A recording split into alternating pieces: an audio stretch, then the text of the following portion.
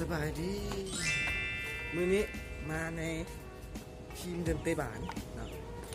มาถ่ายอยู่เดินเตะบานเจ้าอนุวงศ์คนกับหากระเซ้าปีนี้มาห้องปับเดี๋ยวมีทหารนั่งแบบเขาเอามาสกิปตินได้ที่มาได้บ่โต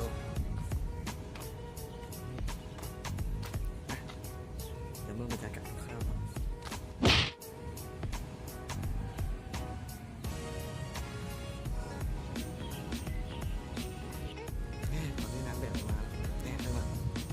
ถึกส่งฝนตกทางเพื่อนอะไรเอาสั้นต่อไปครับมึงมุ่งไปแล้ว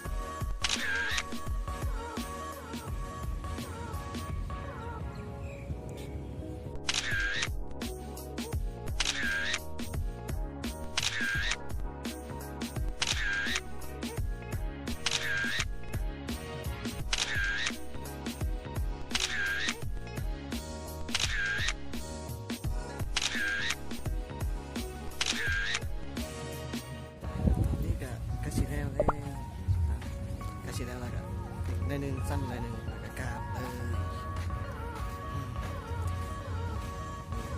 อยู่กระเป๋ายุ่งเลย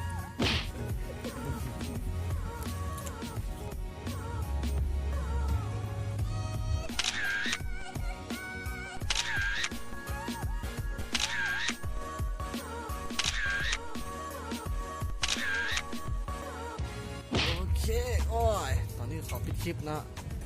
ไม่เท่านี้แหละอย่าลืมกดไลค์